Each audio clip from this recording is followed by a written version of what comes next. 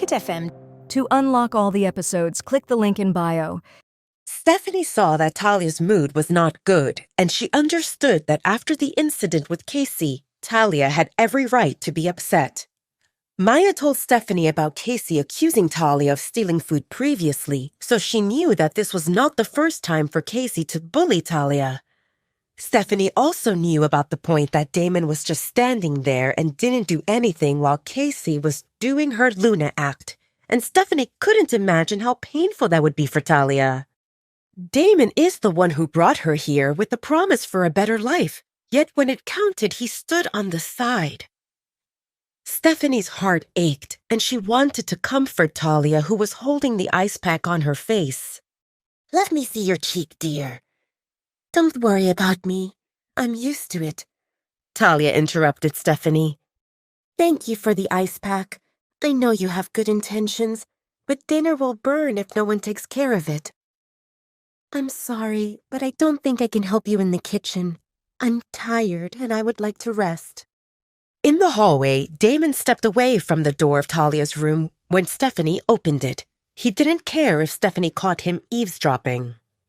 Before Stephanie could say anything, Damon gestured for her to move away from the door so that Talia doesn't overhear them. "How is she doing?" Damon asked Stephanie. "Hurt, humiliated," Stephanie said, and narrowed her eyes at Damon. "I know," Damon said before Stephanie could say anything. He knew that look. Stephanie was telling him that it was his fault.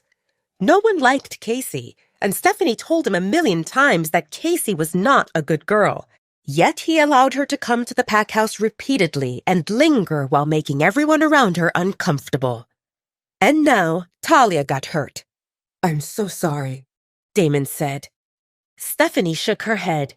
"I'm not the one who needs to hear that." Stephanie took a deep breath before asking, "Alpha Damon, can I talk to you honestly?" Damon gave a small nod, and Stephanie spoke. "I don't think that Talia should stay here. Don't get me wrong, Talia is a wonderful soul, and I love having her around.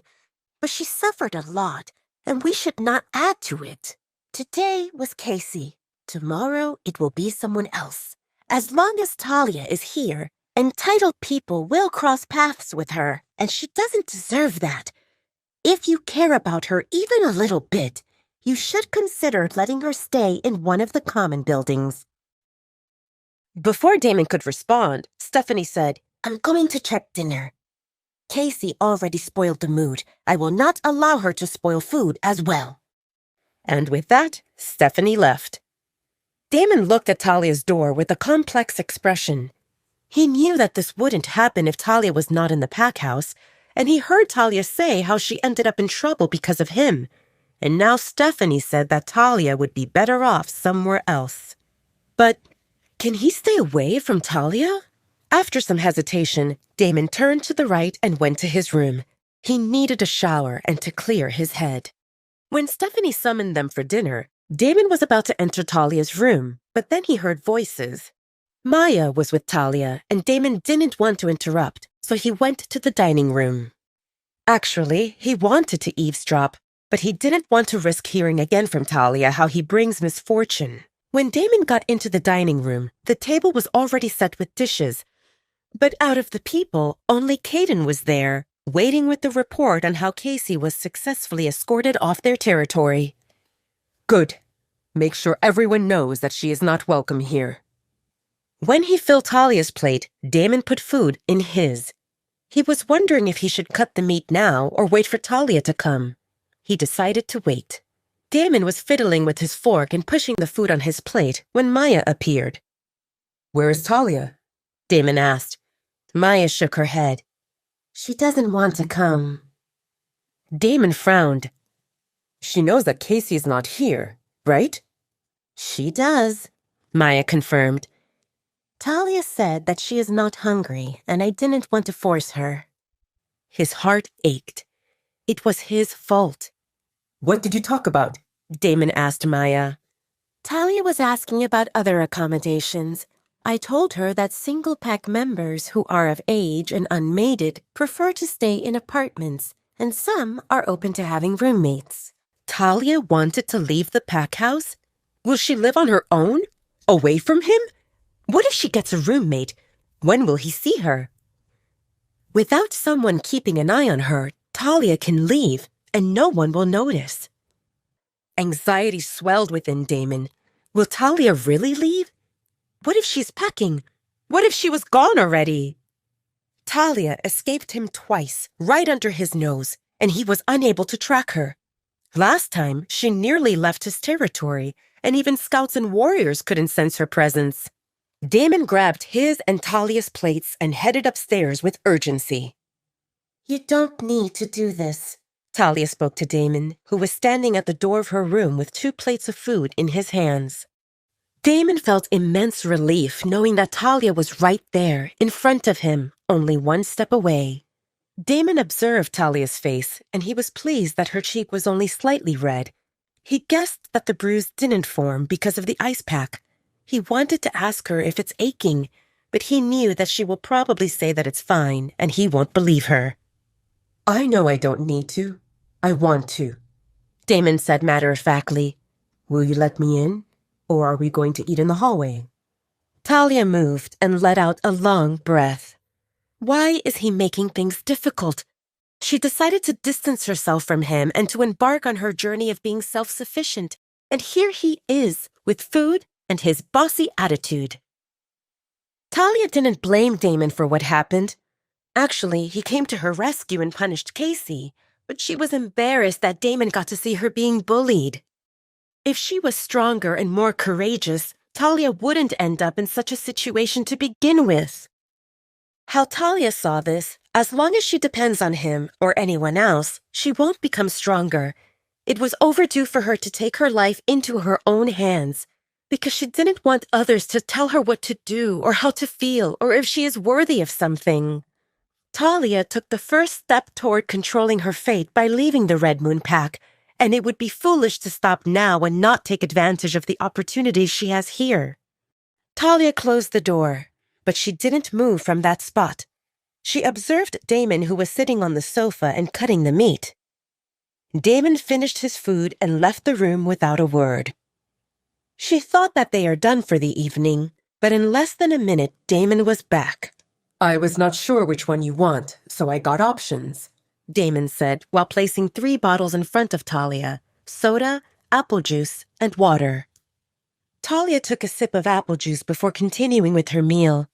He watched her eat, and she hoped that he would leave when she finishes.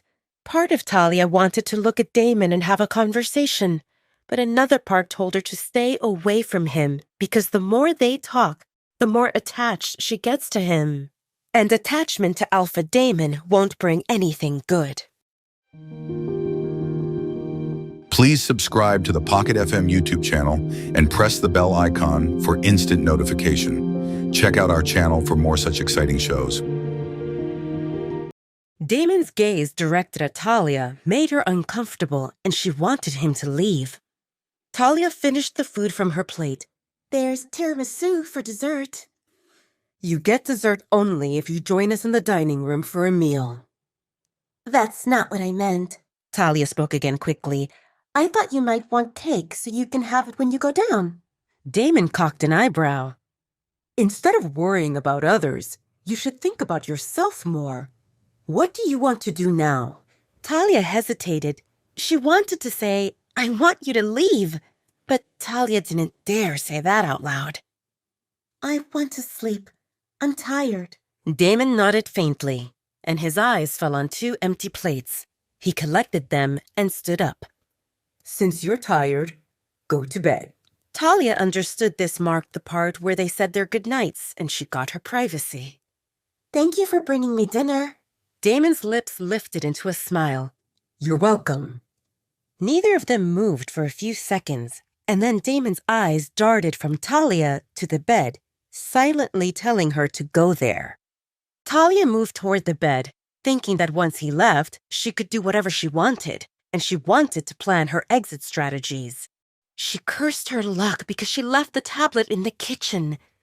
Maybe she could get it later when everyone fell asleep, assuming it remained there. She wore a childish t-shirt with purple kittens and leggings that used to belong to Lisa, but Talia had no intention of changing into the oversized tank top she used as sleepwear. Talia got under the comforter and watched Damon as he walked to the door, opened it, squatted, and then stood up and closed it. I want to rest. Talia reminded Damon when she realized he didn't leave her room. He only left the plates and utensils in the hallway. And it wasn't that he didn't leave, but he approached her. Rest. Damon said flatly while climbing on the bed next to her.